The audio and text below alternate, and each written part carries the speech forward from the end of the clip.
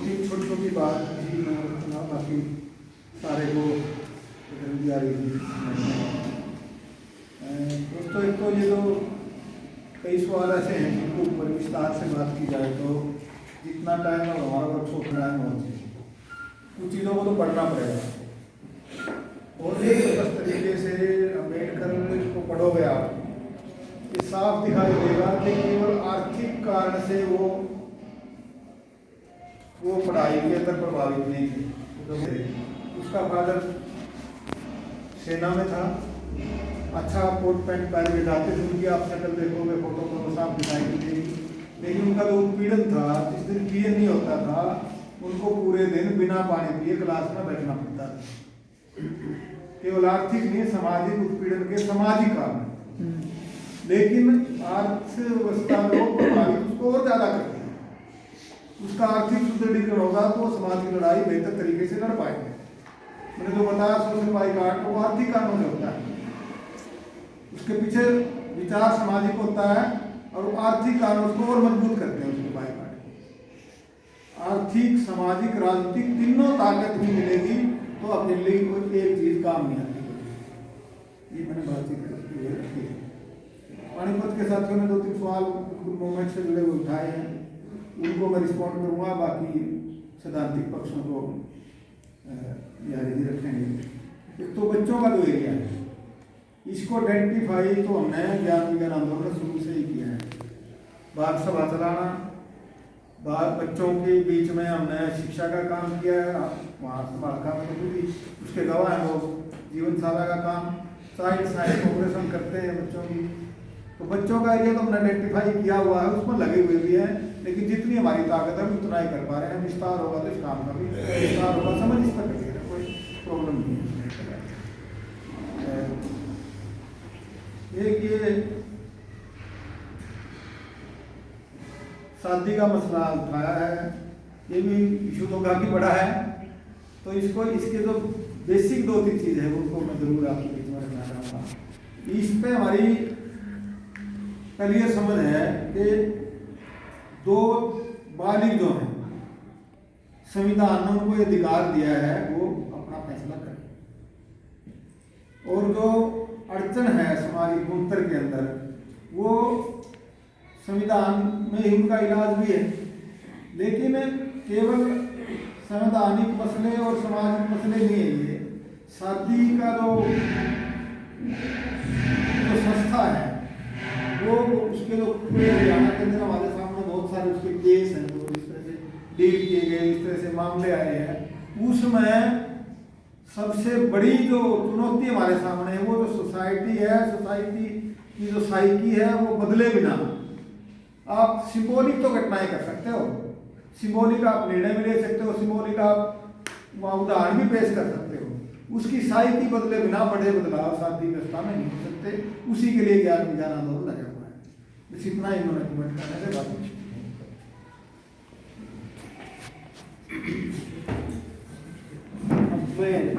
सारी बातचीत में से साथी बजरंग बिहारी करता हूँ कि वो पूरी बात रखें इतना। दोस्तों कुछ बातें ऐसी हैं जो हरियाणा ज्ञान विज्ञान आंदोलन के साथ ही रख सकें, कोई जब कंक्लूड करेगा तो रखेगा। बहुत सी चीज़ों से जैसे धर्म सिंह जी ने जिस मुद्दे को उठाया उससे बहुत वाकिफ नहीं है, तो उस पर सब कोई अध्यक्ष मंडल से कोई बात रखेगा तब हमसे भी समझ और आएगी। और भी बहुत सी चीज़ें इसमें हैं जो जिस तरह की टिप्पणियाँ हैं, आपने सोचा विचारा भी बहुत ही सुचिंतित टिप्पणियाँ हैं, सुचिंतित प्रश्न हैं। एक एक करके मैं बात करूँगा संक्षेप में। के साथ ही सुभाष ने कहा कि फिल्म बहुत अच्छी है जय भीम। क्या है कि चाहे आनंद पटवर्धन हो और चाहे जय भीम की टीम हो बनाने वाली डायरेक्टर और दूसरे लोग, जिस आइडियोलॉजिकल बैकग्राउंड से आते हैं, लेफ्ट वाले बैकग्राउंड से आते हैं लोग, तो ये मतलब उस जीवन को और उन समस्याओं को तमाम चीज़ों से रिलेट करके पेश करते हैं। मान लीजिए अगर आप उसको रिड्यूस कर देंगे मतलब एक एक समस्या के भीतर, तो वो जो रेंज है वो उस तरफ हमारी निगाह नहीं जाएगी। ऐसी और भी मुझे लगता है कि हरियाणा में जगह जगह पर जहाँ जहाँ पर भी ज्ञान विज्ञान आंदोलन के साथी हैं, स्क्रीनिंग कराई जाए। चौपाल में, गांव की चौपाल में अगर कोई जगह मिल जाती है, ग्राम प्रधान सरपंच अगर दे देता है, मंदिर में हम उसके आसपास जो भी मतलब कमरे वमरे होते हैं वहाँ पर कर ले जाए, जगह की परवाह न करें, कंटेंट आपके पास है। इस फिल्म को ले जाने की बहुत ज़रूरत है। बहुत समझिए कि बहुत तरह की र्यूमर्स हैं अम्बेडकर के फिल्म को लेकर के, उस समय को लेकर के, उस समाज को लेकर के, उसको तोड़ा जाना चाहिए। जिस तरह से वो आज़ादी की लड़ाई का मामला हो, स्वतंत्रता का मामला हो, आंतरिक उपनिवेशीकरण का मामला हो, उनका जो जो जो जो ये मल्टी लेयर्ड स्लेवरी है, बहुपरतीय जो दास्ता है, उसको लेकर के जो उनका भारत के बुद्धिजीवियों को लेकर के जो डॉक्टर अम्बेडकर का है, तो वो मतलब फिल्म भी जाए, साथ में कुछ किताबें भी जाए उनकी। और मेरा तो कहना ये है कि जब भी किताबें जाए तो उसमें राज्य और अल्पसंख्यक ये किताब जरूर जानी चाहिए। इससे हमारा जो ज्ञान विज्ञान वाली मुहिम है वो आगे बढ़ेगी। और जिस तरह से चीज़ें बेची जा रही हैं, मान लीजिए 17 बैंक थे हमारे पास, भारत सरकार के पास, अब ले जाकर के 5 है, उसमें से 2 बेचे जाएंगे, 3 बचेंगे, कह रहे हैं कि 1 रखेंगे, वो भी रखेंगे नहीं रखेंगे नहीं जानते हैं। तो जो सामाजिक न्याय का एक दरवाजा खुला हुआ था कि भाई स्पेशल ड्राइव चलेगा तो इतने % रिजर्वेशन होगा, वो तो बंद हो जाएगा ना। तो ये इस खतरे की तरफ उस जनता का ध्यान, जो अदरवाइज आंख बंद किए हुई है, या उसको बता दिया गया है कि जब ये निजी हो जाएगा तब भी तो आपके लिए रहेगा, वो ऐसा थोड़ा कर रहे हैं। अच्छा, निजी कर भी नहीं रहे, हम इतना मोनेटाइज कर रहे हैं। तो जो ये भाषा का खेल है, इसको संवाद से ही आप मतलब लोगों तक पहुंचा सकते हैं और बता सकते हैं कि जब ये सब निजी हो जाएगा, एक्सिस बैंक में, इस बैंक में और दूसरे बैंक जो आए दिन डूबते रहते हैं, अगर उनको निजी हाथों में सौंपने से अच्छी सुविधा होती है तो भाई 2 खोल दीजिए, एक SBI का और एक्सिस बैंक का। देखिए किसमें लोग जाते हैं, लोग जिसे अनुरोध है मेरा, लोग जाते हैं, योगदान होता है। तो बाबा साहब और फुले की किताबें और ये इस फिल्म के साथ एक मुहिम के तहत ही जाना चाहिए। बहुत अच्छा प्रस्ताव है और मैं इसका समर्थन करता हूँ। वैज्ञानिक चेतना वाली महिलाएं कितनी हैं, कितनी, देखिए सबसे ज़्यादा जिसके श्रम का सर्वाधिक दोहन होता है, उसको सांस्कृतिक रूप से इतना ही कहें कि गहरा गुलाम बनाकर रखा जाता है। सारे व्रत, सारे त्योहार, सारे रीति रिवाज, सारी मान मर्यादाएं सब महिला को, वही संस्कृति की वाहक वही। तो ऐसे में बहुत कहें कि मैं अपने इलाके में था, मेरा तो अयोध्या वाला इलाका है, तो बात हो रही थी महिलाओं से। वो जब बच्चे का को दस्त लग जाती है, बुखार आ जाता है, तो उसके ऊपर से लोटन पानी भर करके घुमा करके और चौराहे पर छोड़ती। बहराइच, गोंडा, अयोध्या, जो आजकल फैजाबाद पहले था, अयोध्या कर दिया है, सुल्तानपुर, प्रतापगढ़, 5-6 जिले हैं और अच्छी संख्या है, आबादी बस्ती है इन जिलों में जबरदस्त। और बच्चों का कोई स्कूल चिकित्सालय नहीं है, तो सिर्फ बच्चों का हो। प्राइवेट में है तो प्राइवेट को मतलब अगर आप लखपति नहीं हैं तो वहाँ जा नहीं सकते। तो हमने कहा महिलाओं से, क्योंकि उसमें से कुछ तो बहुत ओकल थी कि मंदिर अगर नहीं बनेगा तो क्या बनाना चाहते हैं आप। तो हमने कहा जैसे आपका बच्चा बीमार होता है तो आप तो ढरगौना, हमारे ढरगौना बोलते हैं, जो अर्घ देते हैं, तो अर्घ चढ़ाती हैं कि वो मरी माता ठीक करेंगी, तो शीतला माता ठीक करेंगी। तो अगर बच्चे का अस्पताल है आपके घर के पास या आपके जिले में, वहाँ जाएंगे कि जल चढ़ाएंगे देवी को, तो सोच पे पड़ गई। तो ये है कि सबसे ज़्यादा अगर किसी को ग्रस्त करके, किसी को बांध करके रखा गया है इस धर्म और संस्कृति और शास्त्र में, तो महिलाएं हैं। और ये कैसे टूटेगा? क्योंकि जैसे ही आप ये करना शुरू करते हैं तो 10 जगह से आपके पास फोन आने लगते हैं, SMS आते हैं कि ये आप अपने को संभाल लीजिए, नहीं तो आपकी भी गति वही करेंगे जैसे हमने गौरी लंकेश की थी। मेरे पास आया था कि गौरी लंकेश को याद कर लीजिए, हाँ, वही स्थिति होगी, गौरी लंकेश वाली स्थिति होगी, तो डराया खूब जाता है। मुझे लगता है कि जब कई लोग इस काम में लगे रहते हैं तो फिर कितने को मारोगे? ये कठिन सवाल है, क्योंकि बहुत जूझना पड़ता है। उस धर्म के उस जंजाल से निकालने के लिए बहुत वैज्ञानिक चेतना का प्रसार कैसे हो। अब जैसे इस बीच में सन 2010 के बाद में अच्छी संख्या गई है लड़कियों की कॉलेज में, इंटर कॉलेज में। हमारे यहाँ तो 12वीं तक के इंटर कॉलेज होते हैं उत्तर प्रदेश में, वहाँ अच्छी संख्या है, मतलब आधे से अधिक हो गई है। और कॉलेज में अब उनका क्या है, उनका भट्टाधार कर दिया, पढ़ाई कहीं नहीं होती, ना कॉलेज में हो रही ना उसमें हो रही, क्योंकि उन्होंने समझ लिया है ना कि अगर ये स्ट्रक्चर बना रहेगा तो ये तो पीढ़ी पता नहीं कहाँ आगे चली जाएगी। इसलिए इस स्ट्रक्चर को खंडन करो, उसको नष्ट करो। लेकिन फिर भी हुआ है। इन दिनों मैं देख रहा हूँ जो हमारे इलाके में प्रियंका के पीछे सवर्ण लड़कियाँ, मतलब उनकी फॉलोअर बन रही हैं, पागल सी हुए जा रही हैं, उसका कितना नुकसान होने जा रहा है। और इसका आकलन वो कर रही है, जो RSS की शाखाएं हैं वो इसका आकलन कर रही हैं कि तो बड़ा बुरा हो रहा है। तो कैसे फिर वापस होने का मतलब यही होगा कि इसमें उनको वापस बैठाने के लिए घर में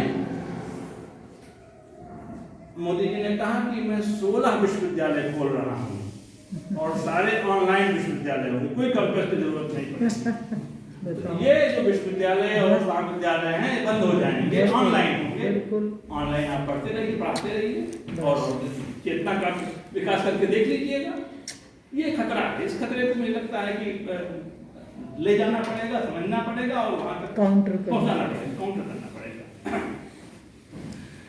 मनुष्य के अंदर से डर कैसे निकाले, ये इसी के साथ जुड़ा हुआ है। सुभाष जी का जो सवाल है, वो डर जो है वो धर्म का बहुत ज्यादा है, बाकी तो डर है क्योंकि वो परलोक का डर होता है। प्रगतिशील आंदोलन का योगदान, ये मैं बहुत संक्षेप में कहूँ तो सबसे बड़ा योगदान यह है इस आंदोलन का कि उसने अन्याय को समझने की दृष्टि दी है। ये सबसे बड़ी चीज है। अन्याय मतलब जब ये आया पूरी दुनिया में, जहाँ पर भी ये विचारधारा गई, उससे पहले अन्याय को जब आप एनालाइज करते थे, उसका करते थे विश्लेषण, तो उसमें ईश्वर जरूर आता था। पहली बार ऐसा हुआ इस विचारधारा के आने के बाद में कि ईश्वर माइनस कर दिया गया, ईश्वर को निकाल दिया गया। अन्याय जो है वो मनुष्यों द्वारा कहें कि निर्मित होता है। आपके श्रम का दोहन होता है। 20 घंटे लगाए हैं जूता बनाने में और उसको 2 घंटे का पैसा दिया गया है, मेहनताना 2 घंटे का दिया गया है। इसमें कोई उसके पूर्व जन्म का कोई रोल नहीं है। तो ये पहली बार ऐसा हुआ कि मतलब उस इतिहास के विवेचन में इस आंदोलन ने वो दृष्टि दी है कि आप उस अन्याय को समझ सकें। इसलिए मैं कह रहा हूँ कि जो शुरू की हम देखते हैं, शुरू का लेखन, यशपाल बड़े क्रांतिकारी लेखक थे, शुरू के लेखक थे, जेल भी गए, जिन्होंने विभाजन पर उपन्यास लिखा, झूठा सच, यशपाल। दिव्या नाम का उपन्यास लिखा। दिव्या उपन्यास की मूल थीम क्या है? न्याय। न्याय को कैसे पहचाने, क्योंकि तभी आप अन्याय कैसे घटित होता है जान पाएंगे। उनकी किताब आई थी 1944 में, 44 में, न्याय का संघर्ष। तो उन्होंने उसमें पहचान करवाई थी, जाति के मुद्दे को लेकर के, क्लास के मुद्दे को, कास्ट के मुद्दे को, अल्पसंख्यकों के मुद्दे को लेकर के किस तरह से इस जंजाल में फंसाया गया है। तो ये बहुत बड़ा योगदान है कि सबसे ज्यादा जो है वो इस न्याय के सवाल पर जो पहले सत्र में बात रखी थी उसको मैं बहुत मतलब कहें कि बहुत संक्षेप में कहूँ तो जब भी न्याय संबंधी दृष्टि बदली है, और अगले सवालों के साथ ये चीज जुड़ी हुई है जो मैं कहने जा रहा हूँ, जब भी न्याय संबंधी दृष्टि बदली है तो चिंतन में और लेखन में युगांतर हुआ है, नया युग आया है। शुरू के दिनों में जब अन्याय होते हुए देखता था कोई संवेदनशील व्यक्ति तो उसके भीतर क्षोभ पैदा होता था, उसके प्रति करुणा जगती थी। ये लंबा चला, लेकिन जब औपनिवेशिक दौर आया तो उससे पहले ये कहें कि एक जैसा समाज चला है, गति बहुत धीमी थी। लेकिन जब औपनिवेशिक दौर आया, अंग्रेज आए, तब देखा कि ये तो विजिबल है, अन्याय जो है वो विजिबल हो गया। तो जो क्षोभ हो रहा था वो प्रक्षोभ हो गया, क्षोभ प्रकट हो गया।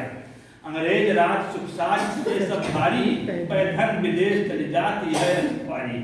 तो मालूम हो गया कि भाई चाणक्य जा रहा है, सजावट बहुत अच्छी है, लेकिन कुछ बचेगा तो नहीं है। तो वहाँ प्रक्षोभ हुआ। जब मार्क्सवाद आया और ईश्वर की विदाई हुई साहित्य से, दर्शन से, कहें कि जीवन से, क्योंकि उसके बगैर निर्भय बनाना संभव नहीं है मनुष्य को। ईश्वर के होते हुए निर्भय नहीं बनाया जा सकता। कुछ लोग कहते हैं कि हमारे साथ ईश्वर है इसलिए हमको क्या करना, तो वो कहना तो है, ठीक है, हो सकता है कि ऐसे कुछ निकल आए, लेकिन बड़े पैमाने पर जो डर का माहौल बनता है उसमें इसकी धर्म और ईश्वर की बड़ी भूमिका रहती है।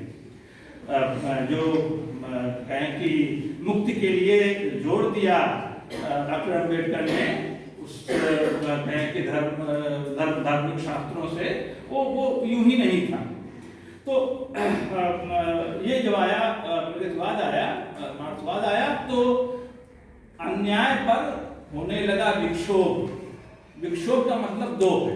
एक तो यह है कि अब एक विचारधारा है आपके पास, उस अन्याय को समझ सकते हैं, और दूसरा यह कि उसको आप दूर कर सकते हैं। जो चार आर्य सत्य हैं बुद्धिज्म के, दुख है, दुख का कारण है, दुख के कारणों को जाना जा सकता है, और कारणों को जान करके उसका निवारण हो सकता है। तो ये अब आया कि हाँ, अन्याय हो रहा है, लेकिन इस अन्याय को दूर किया जा सकता है वैज्ञानिक चेतना फैला करके, संगठित हो करके। ये और उस विक्षोभ के दो बड़े कवि हैं, अगर कोई साहित्य वाला रुचि रखता है, एक तो मुक्तिबोध है और दूसरे नागार्जुन है। नागार्जुन ने लिखा कि मतलब विक्षोभ का ही कवि है। तो विक्षोभ मतलब कि वो विचारधारा का कवि। साहित्य जो है वो मनोरंजन का मामला नहीं है, वो तो अपने विचारों के प्रचार का मामला है।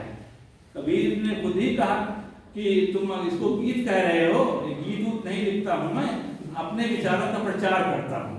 कुछ लोग कहते हैं कि लोगों ने, मार्क्सवादियों ने तो साहित्य को प्रचार की सामग्री बना दी। तो ये इनका काम थोड़ा है। कबीर ने खुद ही कहा, तुम जिन जानो गीत यह निज ब्रह्म विचार, केवल कहीं समझाइया आत्म साधन सा। लेकिन उनसे पहले समझिए कि 2nd सेंचुरी BC में अशुघोष ने कहा, जो बौद्ध कवि थे, महाकवि थे, उन्होंने कहा पातुम तिक्त निवोषधम मधुयुतम हृदयम कथम स्यादित, कि मेरे पास कुछ विचार थे, उनको मुझे देना है। वो विचार नहीं, असल में वो औषधि है, वो दवाई है। लेकिन दवाई जो है रोग को देख करके बनती है। ये जो वर्ण और जाति का रोग है, ये बड़ा क्रोनिक रोग है, बहुत कहें कि भीतर बैठा हुआ रोग है, दीर्घजीवी रोग है। तो इसके लिए दवाई जो होगी वो बहुत कड़वी होगी।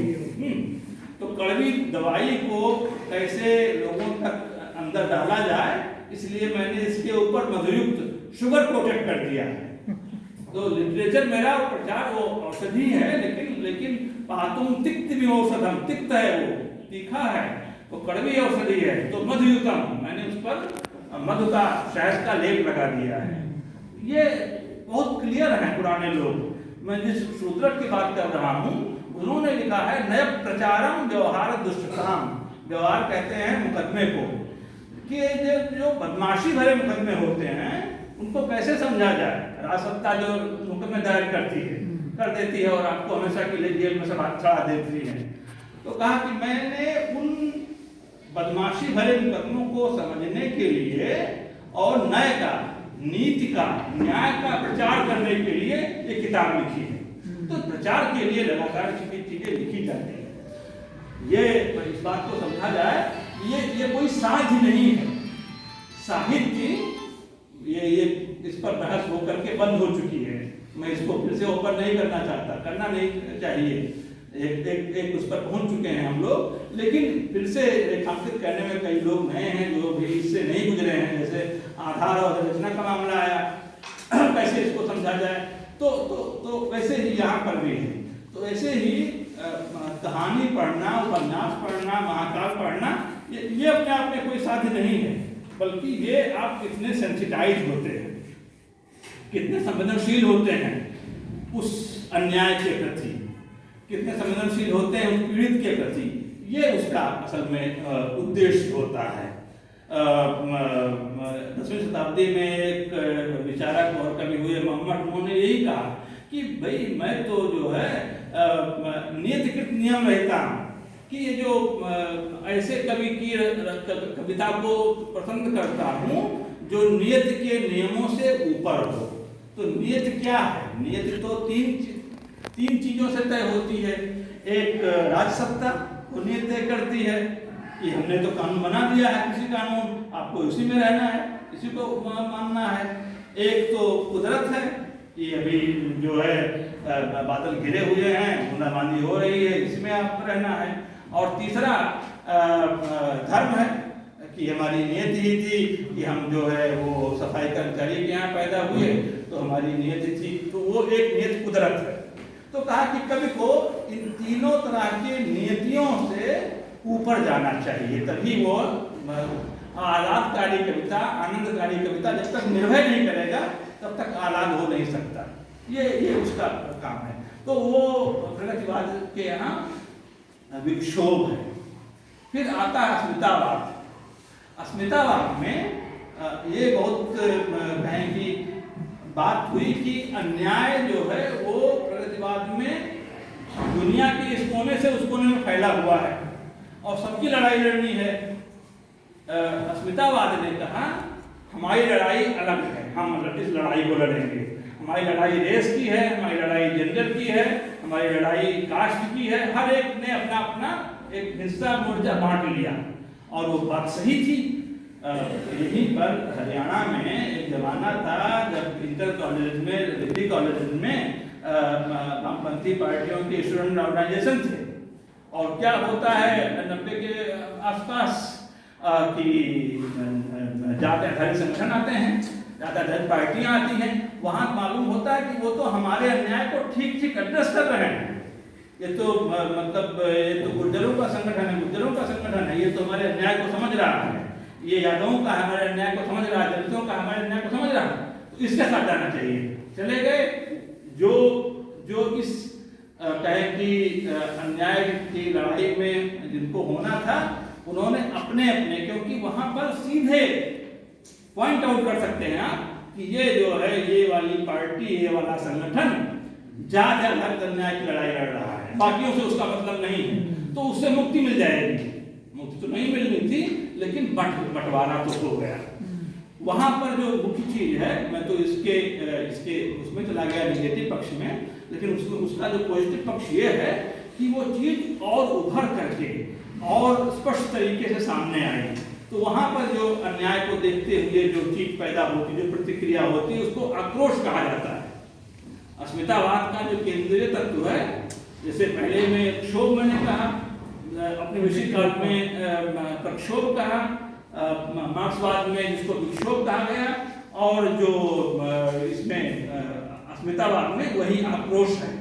आप देखेंगे 95 के आसपास जितने संग्रह आए हैं दलित कवियों के, उसमें आक्रोश जो है वो कीवर्ड है, वो उसका कहें कि बीज शब्द है, क्योंकि वो उपजा हुआ है अनुभव से। अनुभव दूसरा नहीं कर सकता। लिखा है मुक्तिबोध ने कि मैं बेहतर होना चाहता हूँ, हो नहीं पाता, जाता हूँ फिर उछल करके इस तरफ आ जाता है, हो नहीं सकता। तो ये थी कि प्रगतिवादी वो न्याय की लड़ाई लड़ रहे हैं, लेकिन अन्याय से खुदग्रस्त नहीं है। उन्होंने कहा हम तो खुदग्रस्त हैं, तो इस लड़ाई अपनी लड़ेंगे। तो अस्मितावाद में अनुभव केंद्रीय है और इसलिए अनुभव से उपजा हुआ आक्रोश उसकी मुख्य प्रतिक्रिया है। लेकिन बहुत जल्दी ही ये सीमा समझ में आ गई। सन 2000 के आसपास पूरे देश में ये एक बात सामने आई कि भैया ये तो बिना अन्याय के खिलाफ लड़ने वालों की नेटवर्किंग के सभी अपने अपने मोर्चों पर विफल होंगे, सबको मुंह की खानी पड़ेगी, इसलिए नेटवर्किंग होनी चाहिए। और इसमें लीड लिया दलित महिलाओं ने, जो दलित महिला आइडियोलॉग थे उन्होंने लीड लिया। तो नई चीज आई, उसको कहते हैं संक्षोभ। आक्रोश के बाद में संक्षोभ आया। अन्याय होने पर संक्षोभ होता है। संक्षोभ का मतलब है एक क्षोभ जो है वो समग्र है और सम्यक है, दोनों चीजें हैं। सम्यक का एक संदर्भ होता है इतिहास से, कि जैसे थेरी गाथा की महिलाओं ने कहे कि अपने घर से मुक्ति पाई थी। थेरी गाथा आप पढ़िए, उसकी जो महिलाएं थेरी गाथा की, मेरा पति मुझे ऊसल से क्या कहते हैं लोढ़े से कूटता था, अब मैं मुक्त हो गई हूँ घर से बाहर निकल करके। अब मैं सास के पिटाई से मुक्त हो गई हूँ, अब मैं देवर की पिटाई से मुक्त हो गई हूँ, अब मैं ननद की पिटाई से मुक्त हो गई हूँ। वो घर तो मेरे लिए कारावास से भी ज्यादा ये था। तो वहां से है कि लड़ाई हमारी वहां से शुरू है और अभी हम लड़ रहे हैं। दूसरा ये है कि समग्र, कि आपको कास्ट का, क्लास का, जेंडर का, माइनॉरिटी का, रिलीजियस माइनॉरिटी का, इन सब का रीजन की सब तरह के अन्यायों को इंटरलिंक करना पड़ेगा, तभी मुक्ति संभव है। ये इस समय जो दौर चल रहा है वो इसी तरह का दौर चल रहा है। जगह जगह पर जो साझे मंच बन रहे हैं वो ऐसे नहीं बन रहे हैं आउट ऑफ नथिंग। उसका एक आधार, उसकी पहले एक अंडरस्टैंडिंग है, क्योंकि वो ठोकर खा चुके हैं। सन 2000 के आसपास लग गया कि एक तो सब कुछ निकल गया था, हाथ से ले लिया था, खासा इन्वेस्टमेंट इसमें गया है पूंजीवादियों का। मनुस्मृति वाले मामले में इसको समझिए कि मनुस्मृति से एक चीज तो समझी जा सकती है गुलामी की, लेकिन जो वर्तमान गुलामी है, जो कहें कि विश्व पूंजीवाद की गुलामी है, जो कॉर्पोरेट की गुलामी है, उसको समझने में मनुस्मृति सहायता नहीं करेगी। और दोनों ने हाथ मिला लिया है, मनु को मानने वालों ने और विश्व पूंजीवाद में जो कब्जा कर रहे हैं एक एक चीज पर उन्होंने हाथ मिला लिया है। केरल वाली बात है, इस किताब में मैंने अपने लिखा है कि मनुस्मृति में कहा गया है कि ब्राह्मण, आदर्श ब्राह्मण वह है जिसके यहाँ अगली मीटिंग के लिए भोजन ना हो, उसकी रसोई में, क्योंकि अगली मीटिंग के लिए भोजन है तो निश्चिंत हो जाएगा और फिर वो कहें कि पथभ्रष्ट हो सकता है, इसलिए उसको अगली मीटिंग के भोजन की चिंता नहीं करनी है। और वहां पर केरल में सारी जमीनें ब्राह्मणों के नाम है, वही भूमिधर है, वही लैंडलॉर्ड है, वही जिनको जन्मी कहते हैं, जन्मी है, जन्म से उनको जमीन मिली हुई है। तो उनके लिए तो मनुस्मृति गड़बड़ हो गई, तो उन्होंने अपने लिए अलग स्मृति लिखवाई, उसका नाम है शांकर स्मृति, जिसमें ये कहा गया है कि इनको आने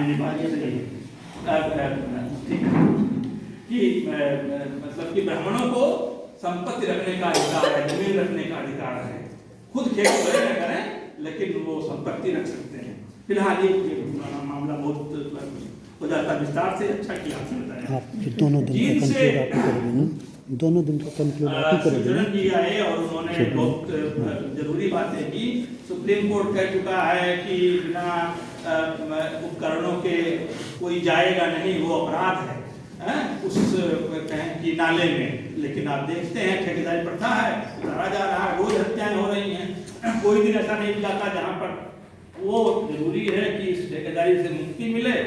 और इस पर तो कहें कि हमारे बीच में ही बहुत चिंतन हो चुका है। ये कहा कि कोशिश कीजिए कि यूनिवर्सिटी के प्रोफेसर और सफाई कर्मचारी की सैलरी एक करवाइए, फिर देखिए कि कैसे टूटता है। एक जाति का जो मामला बना दिया गया है, अगर आपने इसकी सैलरी प्रोफेसर के बराबर करवा दी सफाई कर्मचारियों की, तो भाग करके लोग आएंगे और इसमें जाएंगे और अगले ही दिन इसका मतलब कि अपडेशन हो जाएगा। अगले ही दिन इसमें सब दुनिया भर के उपकरण आ जाएंगे। ये तब तक नहीं जब तक कि उनकी उस जाति का इसमें एक अधिकार मोनोपोली बनी हुई है। एक बार उनको इनके लिए खोलिए या फिर लीगली ये कर दीजिए कि यहाँ पर उस जाति के लोग इसमें सफाई कर ही नहीं सकते जो वाल्मीकि जाति के लोग हैं, तो ये कीजिए और या तो फिर उसकी सैलरी बहुत ऊंची कर दीजिए। तो कुछ इस तरह का अभियान करना पड़ेगा, नहीं तो ये तो लगातार हत्याएं हो रही हैं। सीवर के भीतर घुसा देते हैं, टंकी पड़ी हुई है छत पर, 10 साल से नहीं सफाई हुई है, लड़के को घुसा दिया, 18 साल का लड़का है, परिवार को बता दिया कि उसको तो पता नहीं कैसे मर गया है, अरे आपके भाग्य में कुछ था नहीं, लीजिए 1 लाख रुपए ले लीजिए। ठेकेदार जिसने प्रोवाइड किया था वो समझौता करा देगा, 50,000 में करा देगा, वो 50,000 जेब में रख लेगा। तो ये जो मजबूरी का फायदा उठाना है बहुत ही विभत्स है और ये जागरूकता से ही बात जाएगी। डॉक्टर अम्बेडकर ने कहा था, वीर के साथी ने कहा शादी को वाले मामले को लेकर के, डॉक्टर अम्बेडकर ने कहा था कि 2 चीजों से जातिवाद टूटने की तरफ बढ़ेगा, एक तो इंटरडाइनिंग, दूसरा इंटरकास्ट मैरिज। तो इस तरफ मुझे लगता है जाना चाहिए और जो क्या कहें कि जो इस तरह के जोड़े सामने आते हैं उनको प्रोत्साहित करना चाहिए, उनको सुरक्षा देनी चाहिए, नहीं तो उनके पीछे तो दोनों समाजों के लोग लग जाते हैं। लड़की वाला समाज वो भी मानने को तैयार है, लड़के वाला जो है जाति वो भी मानने को तैयार है। वो रविदास और वाल्मीकि वाला मामला है वो कि भाई वाल्मीकि की फोटो नहीं लगी है तो हम कैसे, उसमें कोई रुकता नहीं, भग जाते हैं, चले जाते हैं वहां से। तो वो है मामला, प्रतीकों का अपना महत्व है तो होनी चाहिए। और ये जो 1.5 साल वाला 150 साल का मामला है, वाल्मीकि को बनाया गया भगवान, जाति से जोड़ दिया गया। अगर आप रैदास को पढ़िए, संत रैदास को, वो तो 600 साल पुराने हैं, तो उनके यहाँ भी वाल्मीकि जो है उसी जाति के साथ जोड़ करके देखे गए हैं रैदास के यहाँ भी। तो वो इतना नया नहीं है, जड़ें उसकी पुरानी हैं। नाभादास के बारे में तो हम जानते ही हैं, नाभादास डोम जाति से थे, उसमें तो कोई शक नहीं है। लेकिन उसी समय वो लोग ये भी कहते हैं उस समय के संत कि तो वाल्मीकि भी तो उसी समुदाय से आते हैं, तो शपथ समुदाय से आते हैं, तो वो है पुराना। इसलिए समझिए कि और इसीलिए भक्ति काल में एक वाल्मीकि आ चुके हैं, इसलिए उस समाज से कोई संत नहीं आ रहा है, बाकी हर समाज से संत हैं, लेकिन उस समाज से संत नहीं क्योंकि एक पहले आ चुका है। ऐसा ये जो कहें कि मनोरचना है उसको समझना चाहिए। अस्मितावाद सोशल जस्टिस के मुद्दे को उठाता है, बहुत अच्छे शिद्दत से उठाता है, लेकिन फ्रेगमेंटेड तरीके से उठाता है। मार्क्सवाद में यह था, मार्क्सवाद कार्ल मार्क्स के यहाँ ही सोशल जस्टिस पदबंध का उपयोग है और अच्छे से उन्होंने कहा है, लेकिन वहां पर व्यवस्था बदलने पर ही सामाजिक न्याय संभव है, ये है मार्क्सवाद में। और अस्मितावाद में जो व्यवस्था है, जो स्ट्रक्चर है, उसमें सामाजिक न्याय संभव कीजिए कि भाई 5 कुर्सी है तो 1 कुर्सी 2 कुर्सी दे दीजिए, बाकी लोगों को कुर्सी ऐसी रखी रहे। मार्क्सवाद कहता है सारी कुर्सियां एक जैसी हो जाए और मतलब बिना स्ट्रक्चर बदले न्याय संभव नहीं है। अस्मितावाद कहता है स्ट्रक्चर जैसा का तैसा रहे, 9 जो है अभिनेता व्हाइट हैं तो उसमें से एक जो 10वां वो ब्लैक होना चाहिए, सामाजिक न्याय हो गया। ये दोनों के बीच का फर्क है। तो वो ये फौरी तरीका तो है कि फौरी तरीके से हम देख सकते हैं कि भाई सबका हो गया रिप्रेजेंटेशन, लेकिन ये समस्या का समाधान नहीं है। केरल मॉडल कैसे बना, उसके लिए मैं चाहूंगा कि मनीषा जी से वो किताब मांग करके, अगर आप खरीद सकते हैं तो खरीद लीजिए, नहीं खरीद सकते तो मांग करके जरूर पढ़िए। रोहतक ज्ञान के पास वो प्रति रखी रहेगी, उस पर मैं बोलूंगा तो चूंकि इलाका मेरा है, अभी जल्दी उससे बाहर आया हूँ तो लंबा समय चला जाएगा। लेकिन जानना चाहिए, गुजरात मॉडल बनाया गया, उसके लिए मतलब समझिए कि दिल्ली में एक कोना, एक दीवार, एक बस रंग दिए गए हैं, बहुत पैसा खर्च किया गया और तत्व कुछ नहीं था। तो जहाँ तत्व है उसके बारे में कोई प्रचार ही नहीं है, उसके बारे में कोई एक ढंग का निबंध नहीं लिखा जाता कि केरल क्यों मॉडल है, क्यों वहाँ पर बुनियादी शिक्षा, बुनियादी स्वास्थ्य उन तक सबकी पहुँच है। सामाजिक न्याय का मतलब ये होता है कि जीवन जीने के जो संसाधन हैं उन तक सबकी पहुँच हो, यही उसका मतलब है कि सबको भोजन मिले, सबकी चिकित्सा हो, सबको अच्छी शिक्षा मिले, सबको अच्छा मकान मिले, यही इसी का नाम सामाजिक न्याय है। तो इसके लिए क्या एक बात कही तुलसीदास ने राम राज्य के बारे में कि वो है कि राज घाट सब विधि सुंदर वर मध्य ही तहाँ वरण चारियों, चारों वर्णों के लोग राजघाट पर जो बहुत सुंदर है नहा सकते हैं, लेकिन उसको राजघाट होना पड़ेगा, उसको गवर्नमेंट के अंडर में पब्लिक प्रॉपर्टी उसको होना पड़ेगा। निजी प्रॉपर्टी में सभी लोग नहीं जा सकते, जो उसके जात बिरादरी के लोग वहीं जाएंगे जिसको जाने देगा। सब लोग जा सकें, इसके लिए राष्ट्रीयकरण बहुत जरूरी है। राष्ट्रीयकरण करेंगे तो सामाजिक न्याय की तरफ 2 कदम बढ़ जाएंगे हम, और राष्ट्रीयकरण नहीं करेंगे तो 1 कदम जो चले हैं वो भी पीछे धकेल देंगे लोग। वो भी जो चला अब तक जो यात्रा हुई है वो यात्रा होगी नहीं। मुझे लगता है कि आरएसएस वाला जो मुद्दा है, हमारी भी शाखाएं होनी चाहिए, हमको भी लोगों तक पहुंचना चाहिए, आदिवासियों, सुदूर इलाके के आदिवासियों से लेकर के और गांव के ऐसे घरों तक जहां तक कोई जाता नहीं। अगर वो लोग जाते हैं तो हम क्यों नहीं जाएं, हमारा तो काम वही है। वो एक चीज है, मतलब जा भी रहे हैं तो भी उसमें बहुत दिक्कतें हैं, इस पर पुनर्विचार करने की जरूरत है, मैं इस पर क्या बताऊंगा। लेकिन हाँ, ये मुद्दा बहुत बड़ा है कि उनके स्कूल हैं और आपके पास क्या है। आपने तो स्कूल खोलने का सोचा नहीं, आप तो मतलब आपकी चिंता कर, आपको लगता है कि आपके पास एक न्यायपूर्ण विचारधारा है तो लोग अपने आप जुड़ जाएंगे, अपने आप नहीं हो पाता, क्योंकि उसके बीच में बहुत सारी बाधाएं खड़ी कर दी गई हैं। आपको जाना पड़ेगा, आपके पास बहुत न्यायपूर्ण, बहुत राइटुअस आइडियोलॉजी है, अप्रोच है, लेकिन ऐसे कोई नहीं आएगा। जो मल्टीपल स्ट्रेटिफिकेशन है वो तो एक जगह एक चीज है ही, वो बाधा भी बहुत बड़ी है। अलग अलग मंच के बात एक तरफ आए तो ये किसका था, नूर साहब का था, नंदकिशोर जी ने, धर्म सिंह जी ने। मुझे लगता है कि मुझे जो कहना था वो सारी बात पूरी हो गई है। इतने विस्तार से मौका दिया बोलने के लिए आपका बहुत शुक्रिया।